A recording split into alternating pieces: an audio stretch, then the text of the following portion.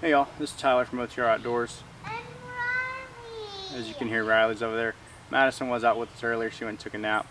But we're out here working on a couple projects. So I'm going to do a split wood fire real quick to help keep the mosquitoes down.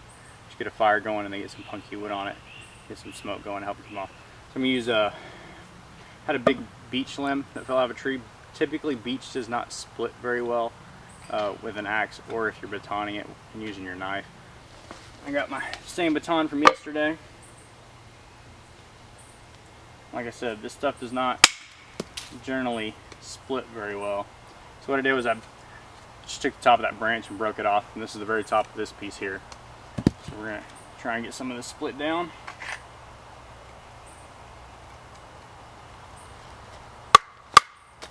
See what I mean? It tends to break off.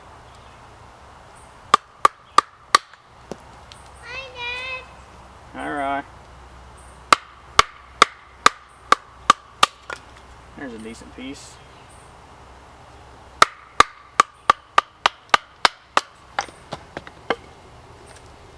So I'm gonna get these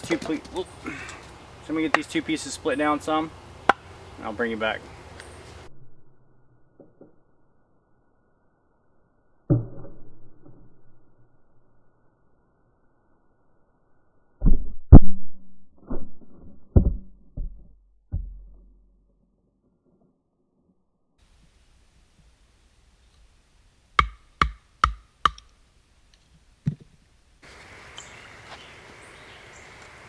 If you look in beech, you can usually see where there's some weak points running.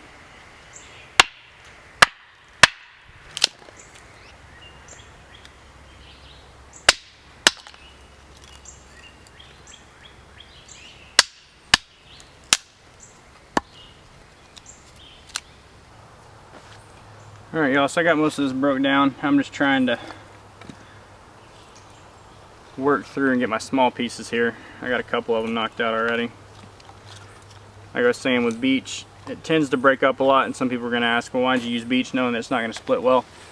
Sometimes that's all you got to work with. I mean, if it's a true survival situation, that's what you want to call it, and you're trying to get a fire going to get warm or dry your gear out or whatever the case is, that may be the only thing that you can get a hold of in a hurry to get your fire going, and it may be wet, so you got to split it. So just using stuff that's not generally ideal in a controlled environment, that way you know you're capable of doing it, you know how the wood's going to act, so that if you ever have to really use it in a true emergency situation, you've experienced and you know what it's going to be like to use that particular material.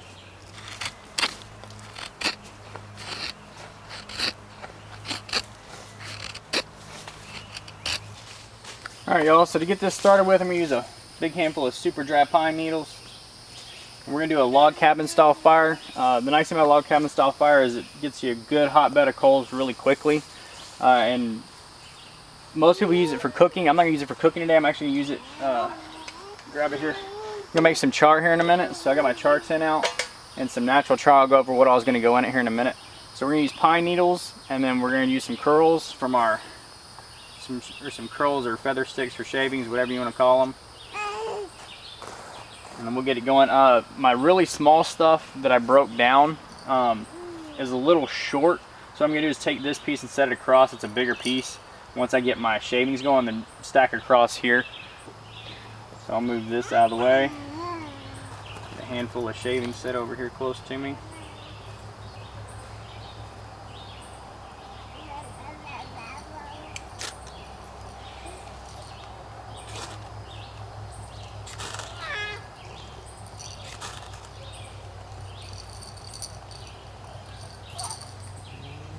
Looked like it was going to go.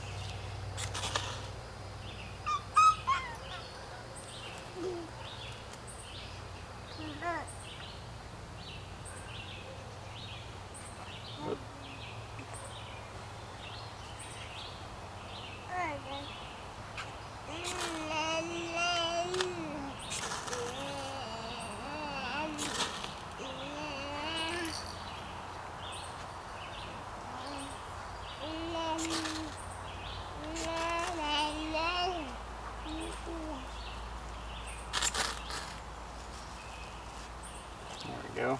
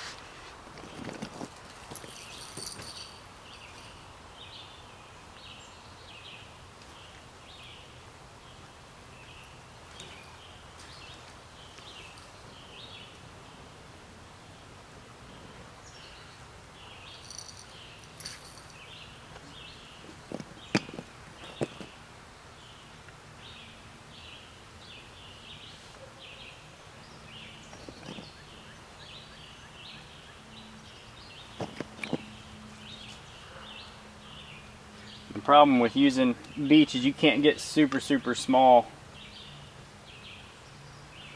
pencil lead size stuff, so you got to be a little bit more careful and prep your stuff really good. Throw some more shavings on here just to help get it going along here. I've still got plenty of stuff over here. This goes out that I can just start back over from right here. My pine needles up and some air get to them. I don't know if I'm blocking y'all with my head here.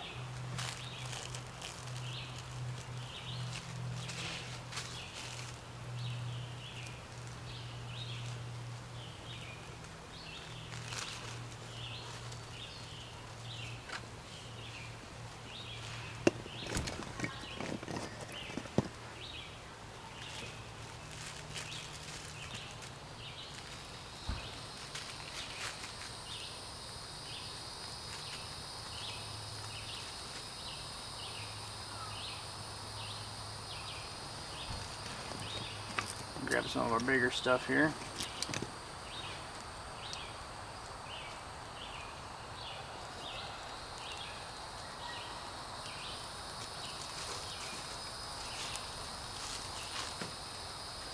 And then once this gets going, we'll use some of that stuff from our previous split wood fire as well, but we're gonna use this beech and let it get started.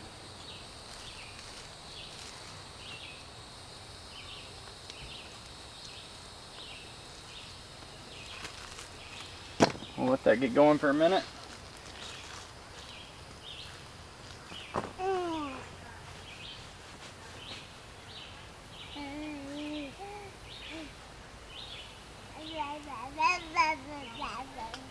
What you talking about, Maddie?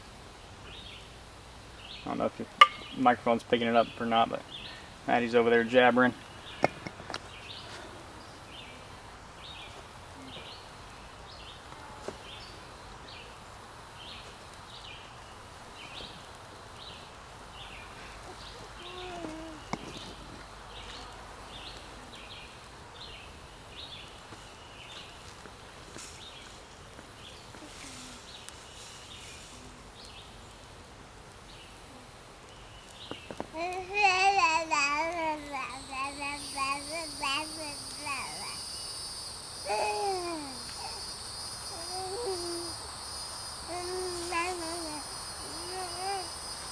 Alright, we're starting to get there. I'm going to readjust my camera and talk about the char I'm going to use and the how to get your tin set up. Real quick, I didn't want to show y'all, I still have plenty of prep over here left over. I'm going to set y'all down here. Sorry for the ride.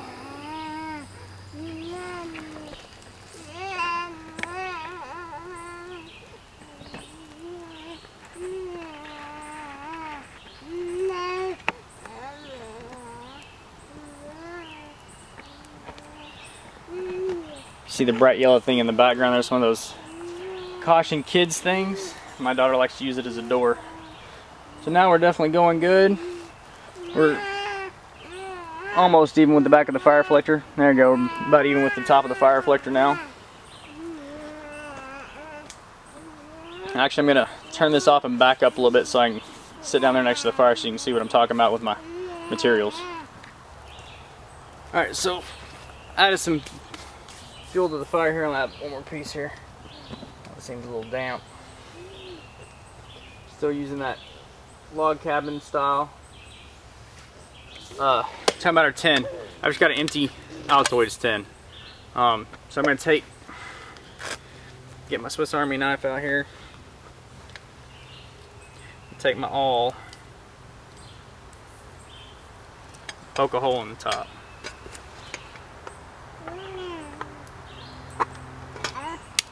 There we go. I don't know if I can get that to focus or not.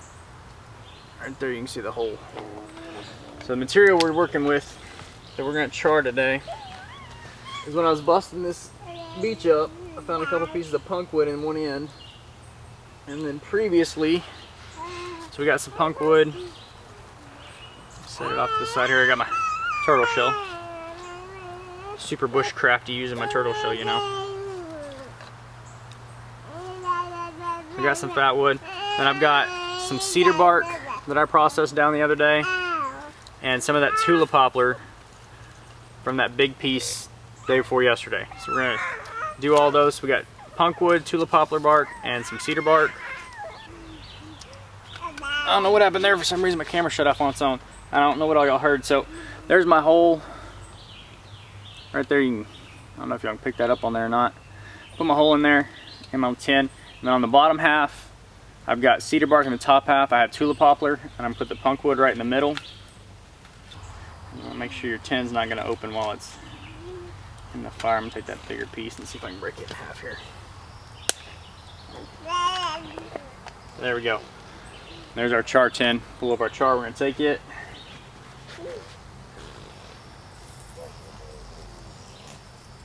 Kind of slide it right here into one side. Got that nice hot coal bed already. Using that log cabin style fire.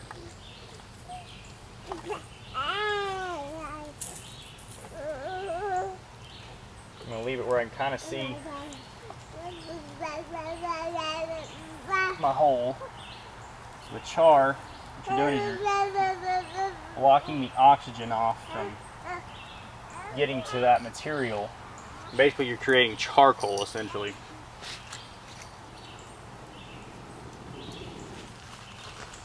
I want to leave that hole where I can kind of see that hole, because once it stops smoking, once your tin stops smoking, then that means you should have made your charred material. I don't know if y'all can see it, but try and point it out to you. Our tin is sitting right there. So we're gonna let that burn for a little while. All right, y'all. We're gonna get this pulled out.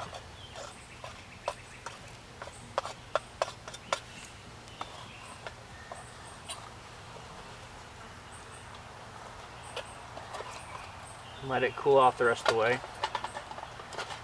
I'm just gonna take it and set it on this. It's wood from a previous fire, so it's got some airflow on the bottom. I'm gonna get this going again real quick, help keep the mosquitoes off. And then once that gets cooled off, we'll get a piece out and see if it works. All right, y'all. So our Outdoors tin is done. We're gonna open it up. And we got some nice char. So I grabbed my flint and my steel striker. You speak that way just a little bit. And I just made a real quick small bird nest out of tulip poplar. All right, y'all. So I'm just gonna throw my spark straight into my tin. I took all the punk wood out. I have just my tinder because this stuff's super fragile. Just the tinder, the bark I put in here. So I'm gonna throw my sparks down in there and see if I can get a piece to light, and then we'll transfer it into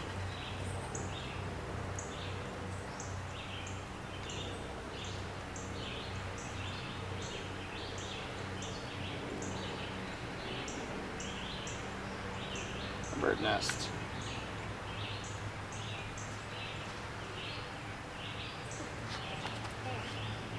Hey, Dad. I love you. Love you, sweetie. Daddy, it's showing me. Did I hurt? is almost dead.